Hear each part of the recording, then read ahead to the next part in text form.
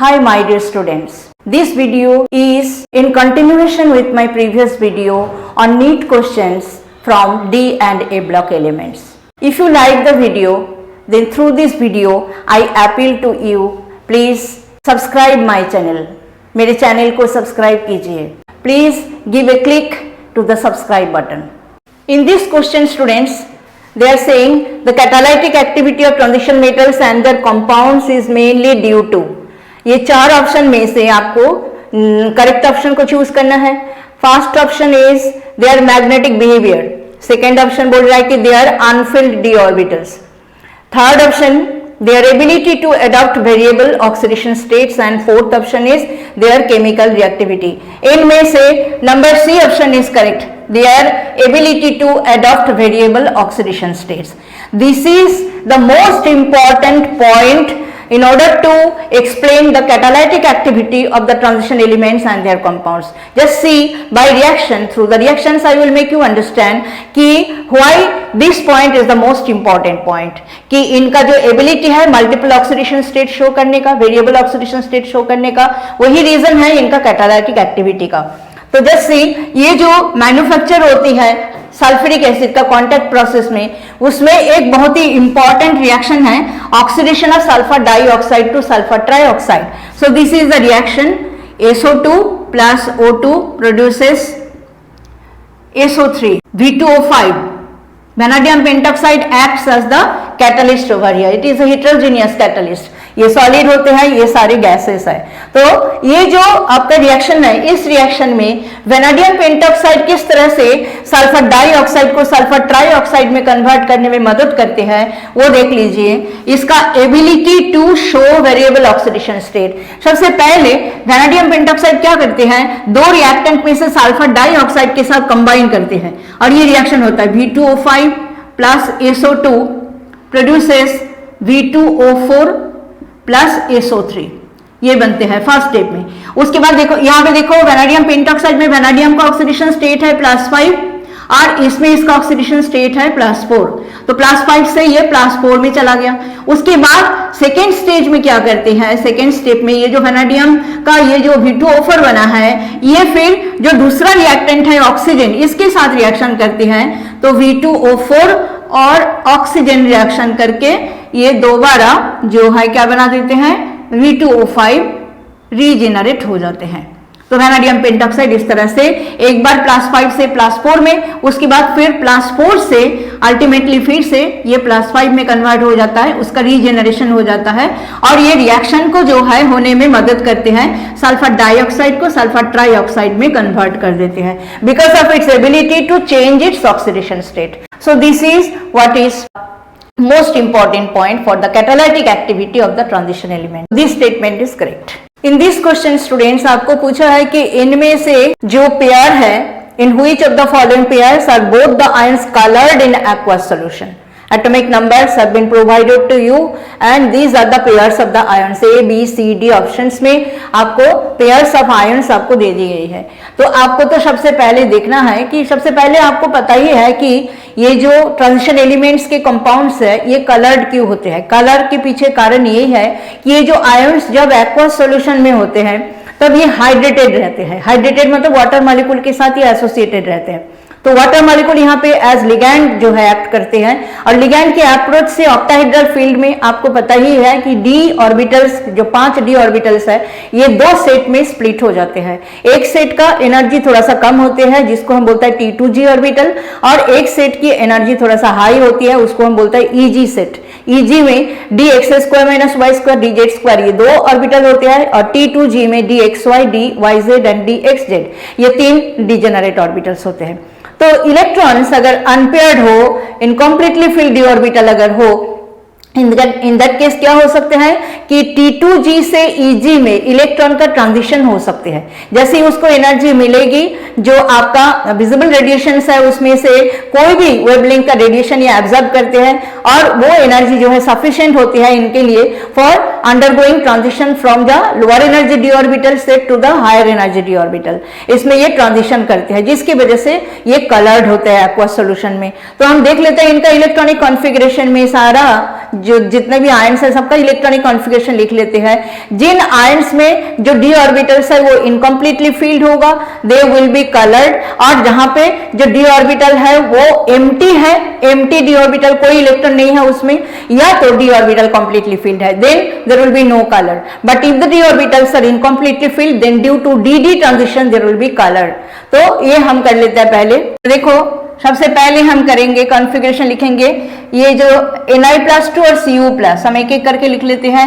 Na का electronic configuration है argon core 3d8 4s2। So Na+2 का कॉन्फ़िगरेशन क्या है? It will be argon core 3d8। Cu का इलेक्ट्रॉनिक कॉन्फ़िगरेशन क्या है? Cu का कॉन्फ़िगरेशन है argon core 3d10 4s1। So Cu+ का कॉन्फ़िगरेशन हो जाएगा आर्गन कोर 3d10।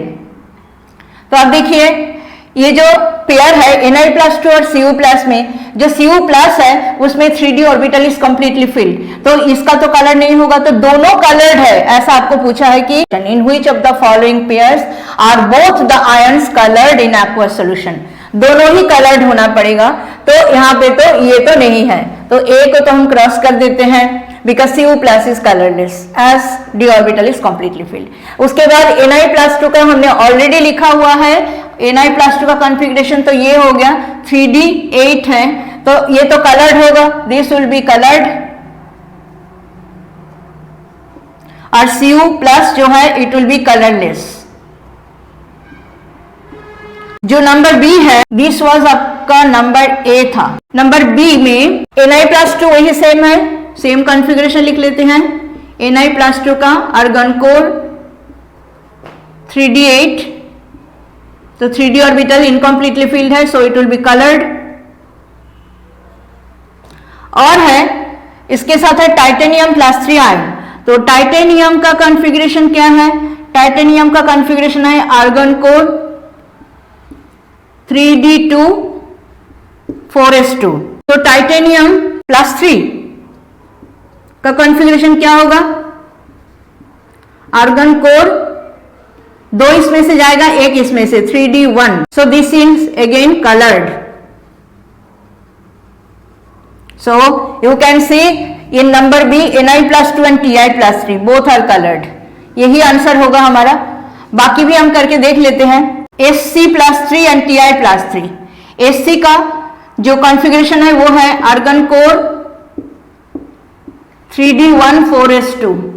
सो Sc+3 का कॉन्फ़िगरेशन क्या हो जाएगा? आर्गन कोर ओनली, 2 इलेक्ट्रॉन इसमें से जाएगा, 1 इसमें से जाएगा, so it will be argon core, so it is colourless as there is no electron in the 3d orbital, तो it will be colorless। and Ti+3 का ऑलरेडी हमने पहले लिखा था, Ti+3 का कॉन्फ़िगरेशन हो जाएगा argon core 3d1, it is coloured. तो ये जो पेयर है नंबर सी में, इसमें ये कलरलेस है, ये कलर्ड है, तो ये भी नहीं होगा। और इसमें देखो Sc+3 ऑलरेडी हमने करके दिखाया, इट इज कलरलेस है। Cu+2 का करके देखते हैं। नंबर डी में Sc+3 ऑलरेडी हमने करके देख लिया, इसका कॉन्फ़िगरेशन है argon core, so it is colourless. Cu+2, Cu का जो कॉन्फ़िगरेशन है वो है आर्गन कोर 3d7 4s2। सो Cu+2 का कॉन्फ़िगरेशन हो जाएगा argon core 3d7, so it will be coloured, but pair coloured नहीं होगा बिकॉज एक कलरलेस है, एक कलर्ड है। तो यही हमारा करेक्ट ऑप्शन है जिसमें दोनों ही कलर्ड है, Na+2 Ti+3। In this question students they are saying the manganate and permanganate ions are tetrahedral due to, number A बोल रहा है कि the pi bonding involves overlap of d orbital of oxygen with d orbital of manganese. Do you think this statement is correct? It is totally an incorrect statement because oxygen does not have any d orbital, that you all know. Oxygen के पास d orbital नहीं होते हैं। What is the electronic configuration of oxygen? It is 1s2 2s2 2p4। Oxygen का atomic number 8 है। second shell means there is no d orbital. So this statement is incorrect. So this is incorrect. Then option B, the pi bonding involves overlap of p orbitals of oxygen with d orbital of manganese. This is the correct statement. जो pi bonding होती है ये आपका structure है MnO4 minus का और MnO4 -2 का. Manganate ion का फॉर्मूला है, ये मैंगनेट आयन है MnO4 -2 and it is tetrahedral Mn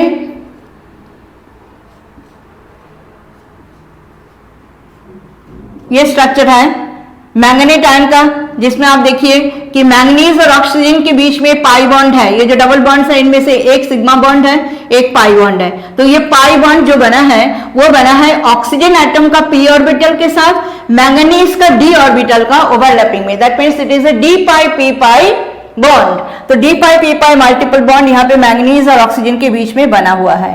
so this is the correct statement number B. Number C, they are saying there is no pi bonding. ये तो गलत है. पारमैंगनेट आयन का भी स्ट्रक्चर मैं बना लेती हूं. पारमैंगनेट आयन का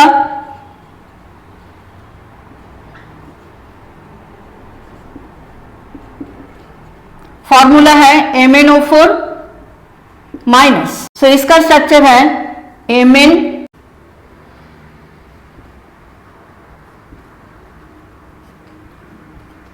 ये स्ट्रक्चर है पारमैंगनेट आयन का. तो यहाँ पे भी देखो ऑक्सीजन के साथ पाई बॉन्डिंग है मैंगनीज का, और ये जो पाई बॉन्डिंग है ये d pi p pi bonding है. जो मल्टीपल बॉन्ड यहाँ पे बना है that is d pi p pi multiple bond between oxygen and manganese. तो ये पारमैंगनेट आयन का मैंगनेट आयन का स्ट्रक्चर है. तो इसमें बोल रहा है कि there is no pi bonding. So this is also a incorrect statement. pi bonding, last statement बोला कि the pi bonding involves overlap of p orbitals of oxygen with p orbital of manganese. This is not possible. Oxygen के p orbital के साथ manganese का p orbital का overlapping नहीं हो सकता है because the orbitals are not having comparable size. Manganese का p orbital will be much larger in size than compared to the p orbital of oxygen and that's why effectively overlapping नहीं हो पाएगा. And that's why this statement is also wrong. So only statement which is correct, that is number B, the pi bonding involves overlapping of p orbital of oxygen with d orbital of manganese.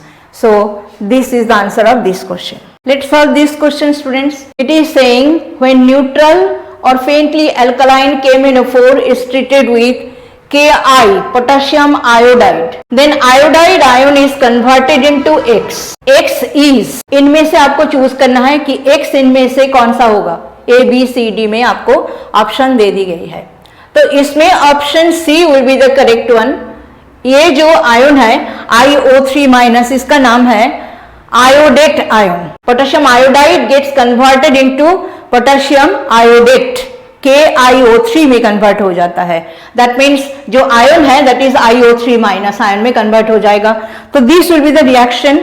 Alkaline medium में reaction will be this. जो आपका KMnO4 है उसमें से MnO4 minus ion हम लेंगे because manganese का ही oxidation number change होता है. तो 2MnO4 minus plus I minus जो कि आएगा पोटेशियम आयोडाइड से और प्लस वाटर बनेगा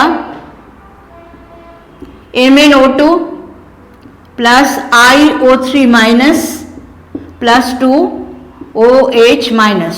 सो this is the correct answer. Alkaline medium में पोटेशियम आयोडाइड के साथ जब KMnO4 का रिएक्शन होता है तो iodide ion gets converted into iodate ion IO3 minus. यही अगर एसिडिक मीडियम होता तो रिएक्शन कुछ ऐसे हो जाते थे. एसिडिक मीडियम अगर होता, एसिडिक मीडियम में जो आपका MnO4 माइनस आयन है ये I माइनस आयन के साथ H प्लस एसिडिक मीडियम में है तो H प्लस रहेगा. क्या बनना था, Mn+2 में कन्वर्ट हो जाना था और आयोडाइड आयन जो है I2 में कन्वर्ट हो जाना था, साथ में वाटर. ये रिएक्शन होना था. बैलेंस मैंने नहीं किया अगर ये एसिडिक मीडियम होता, लेकिन अल्कलाइन मीडियम में ये बनते हैं आयोडेट नॉट आयोडीन. तो ये है आपका आंसर इस क्वेश्चन का. In this question it has been asked Name the gas that readily decolorizes acidified KMnO4 solution. Acidified KMnO4 solution को decolorize करते हैं sulphur dioxide gas. Sulphur dioxide gas acts as a reducing agent. ये potassium permanganate का जो pink colour है उसको colourless कर देते हैं और खुद ऑक्सीडाइज हो जाता है.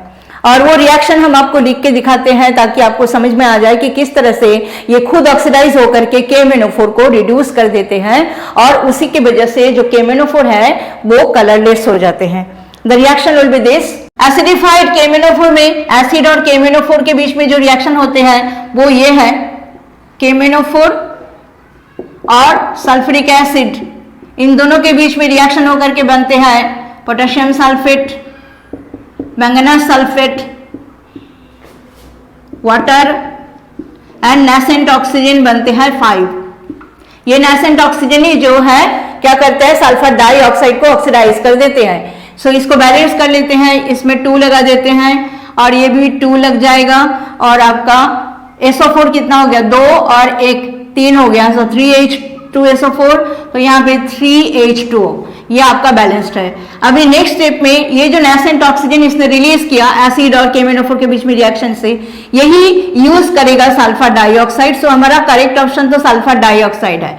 तो सल्फर डाइऑक्साइड और वाटर और ये नेसेंट ऑक्सीजन जो है ये इनका बीच में रिएक्शन होके बन जाएगा H2SO4. तो सल्फर डाइऑक्साइड को देखो KMnO4 ने क्या किया, ऑक्सीडाइज करके सल्फ्यूरिक एसिड में कन्वर्ट कर दिया. ऑक्सीडेशन जो हुआ इसका प्रूफ यही है कि सल्फर डाइऑक्साइड में इसका ऑक्सीडेशन स्टेट है +4 और इसमें इसका ऑक्सीडेशन स्टेट है +6. तो आपको पता ही है कि oxidation number if it is increased that means oxidation has taken place. और ये जो KMnO4 है इसमें मैंगनीज कौन सा ऑक्सीडेशन स्टेट में है, ये +7 में है और इसमें जो है ये +2 में है. तो इसका ऑक्सीडेशन नंबर डिक्रीज हुआ है दैट मींस इसका रिडक्शन हुआ है और सल्फर डाइऑक्साइड का ऑक्सीडेशन हुआ है. अब हम इन दोनों को ऐड करके ओवरऑल जो रेडॉक्स रिएक्शन है उसको हम फाइंड आउट करेंगे. उसके लिए हम क्या करेंगे, इसको मल्टीप्लाई कर देंगे क्योंकि नेसेंट ऑक्सीजन कैंसिल हो जाना चाहिए. तो इसको हम 5 से मल्टीप्लाई कर देंगे, इंटू 5 कर देंगे. अब ऐड कर देंगे दोनों को. सो मल्टीप्लीकेशन के बाद ये हो जाएगा 5SO2 plus 5 molecules of water plus 5 nascent oxygen और 5H2SO4. ये ऐड कर देते हैं तो नेसेंट ऑक्सीजन हमारा कैंसिल हो गया. रिएक्शन हमारा आ गया 2 KMnO4 प्लस 5SO2. अब देखो वाटर मॉलिक्यूल इधर भी है, वाटर मॉलिक्यूल इधर भी है. यहाँ पे 5H2 है, यहाँ पे 3H2 है तो +2H2O हो जाएगा इधर में. और जो आपका H2SO4 यहाँ पे है लेफ्ट हैंड साइड में 3H2SO4, राइट हैंड साइड में है 5H2SO4. तो राइट हैंड साइड में ही हमें H2SO4 को लिखना पड़ेगा. तो इस साइड में तो ये हो गया और राइट हैंड साइड में प्रोडक्ट साइड में क्या क्या हो जाएगा K2SO4 plus 2MnSO4 plus water हमने इधर लिख दिया. ये 5H2SO4 माइनस 3H2SO4 ये हो जाएगा 2H2SO4. So this is the overall reaction. इसमें देखो ये जो KMnO4 है ये पर्पल कलर का है और ये MnSO4 जो है ये कलरलेस है. So this is the reaction. So SO2 इसका आंसर है.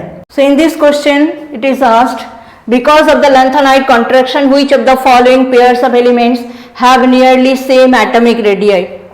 Zirconium and hafnium या तो zirconium and tantalum, titanium and zirconium, zirconium and niobium. ये जो ब्रैकेट के अंदर लिखा गया है ये एटॉमिक नंबर्स है.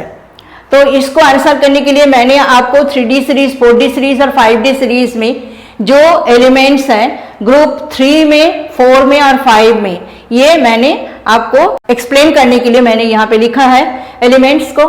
तो देखो 3D सीरीज में स्कैंडियम है, उसके बाद टाइटेनियम है, उसके बाद जो है वेनाडियम है. 4D सीरीज में yttrium, zirconium, niobium. 5D series में लैंथेनम, हॉफनियम एंड टेंटलम. तो लैंथेनाइड्स में there is lanthanide contraction. Barium में जिसका एटॉमिक नंबर 56 है उसमें जो है 6s फील्ड हो जाता है. उसके बाद 57th element is lanthanum. Lanthanum में एक electron against the above principal जाना चाहिए. 6s के बाद 4f का फीलिंग होना चाहिए, लेकिन वो जो है अगेंस्ट द अबव प्रिंसिपल वो चला जाता है 5d में। उसके बाद से सीरियम से लेकर के लुटेशियम तक 4f का फिलिंग अप होता है। तो 4f का ये जो फिलिंग अप होती है, इसमें क्या है कि 4f इलेक्ट्रॉन्स का जो शील्डिंग कैपेसिटी है वो शील्डिंग कैपेसिटी बहुत ही ज्यादा पोर है, डी से भी पोर है 4f की, मतलब f ऑर्बिटल्स की जो शील्डिंग कैपेसिटी है, स्क्रीनिंग कैपेसिटी है, वो बहुत ही पोर है, जिसकी वजह से जैसे जैसे हम सीरियम से लेकर के लुटेशियम तक हम जा रहे हैं, एक एक करके एलिमेंट हम आगे जा रहा है, तो हर एक सक्सेसिव एलिमेंट में न्यूक्लियर चार्ज एक एक यूनिट इंक्रीज हो रही है। लेकिन जो आपका 4f इलेक्ट्रॉन्स है वो शील्डिंग कैपेसिटी इनका इतना पोर है, जिसकी वजह से न्यूक्लियर चार्ज का इंक्रीज का जो इफेक्ट है वो बहुत ज्यादा डोमिनेटिंग हो रहा है, and so there is a steady decrease in the size from cerium to lutetium. ठीक है, इसी को हम बोलते हैं लैंथेनॉइड कॉन्ट्रैक्शन। और लैंथेनॉइड कॉन्ट्रैक्शन का जो आफ्टर इफेक्ट है वही पड़ा है ग्रुप 4 में, ग्रुप 5 में। आप देख रहे हो कि ग्रुप 4 में, ग्रुप 5 में जो 3D सीरीज के एलिमेंट्स है, उनके बाद जो 4D सीरीज का एलिमेंट आया है उसमें तो there is increase in the size. आप इसको देख रहे हो, टाइटेनियम के बाद जर्कोनियम में साइज का इंक्रीज हो गया है, लेकिन जर्कोनियम और हाफनियम में साइज का कोई चेंज नहीं हुआ है। इन द सेम मैनर जो लैंथेनाइड्स बीच में आ गया है, उसके बाद जो 4D सीरीज के एलिमेंट है ग्रुप 5 में नायोबियम, और 5D सीरीज का एलिमेंट है टेंटलम, इन दोनों का भी साइज जो है ऑलमोस्ट इक्वल हो गया है। तो ये जो पेयर्स आपको दिया गया है, इनमें से कौन सा आपका करेक्ट आंसर होगा? Option A will be the correct answer, zirconium and hafnium. They are having same size due to lanthanoid contraction. Let's solve the last question, students. In this question they are saying the reason for greater range of oxidation states in actinides is attributed to actinide contraction, 5f, 6d and 7s orbitals having comparable energies, 4f and 5d labels being close in energies, the radioactive nature of actinoids. इनमें से correct option कौन सा है वो आपको choose करना है। Correct option is number B. Number B कैसे? उसके लिए एक्टिनाइड्स का जो इलेक्ट्रॉनिक कॉन्फ़िगरेशन है वो देख लेते हैं। एक्टिनाइड्स का general electronic configuration of actinides, ये क्या है? ये है radon core 5f 1 to 14, 6d 0 to 1, 7s2. This is the general electronic configuration of the actinides. Actinides में आपको पता है कि 5f will be filled progressively और 7s will be filled, 6d में कभी 0 कभी 1 इस तरह से इलेक्ट्रॉन्स होंगे, और रेडॉन का कोर है। तो ये है एक्टिनाइड्स का जनरल इलेक्ट्रॉनिक कॉन्फ़िगरेशन। अब एक्टिनाइड्स क्यों ग्रेटर नंबर में ऑक्सीडेशन स्टेट एग्जिबिट करते हैं then compare to lanthanides? The reason is ये जो आपका 5f ऑर्बिटल्स है, 6d है, 7s है, इनकी एनर्जीज काफी क्लोज होते हैं। इनके एनर्जीज में डिफरेंसेस ज्यादा नहीं होने के कारण ये सारे इलेक्ट्रॉन जो है बॉन्ड फॉर्मेशन में पार्टिसिपेट कर सकते हैं, and that is the reason why actinides जो है they show greater number of oxidation states than compare to lanthanides. Lanthanides तो I think +3 is the most common oxidation state, उसके अलावा +2 +4 यही दिखाता है limited number of oxidation states lanthanides दिखाते हैं, लेकिन एक्टिनाइड्स जो है greater range of oxidation states इसलिए दिखा सकते हैं कि ये जो ऑर्बिटल्स है इनमें 5f, 6d एंड 7s में एनर्जी डिफरेंस बहुत कम है, so they all can participate in the bond formation, so this is the correct option. So here we end this video, students. I think I have tried to impart knowledge to you. Please subscribe the channel and thanks for watching the video.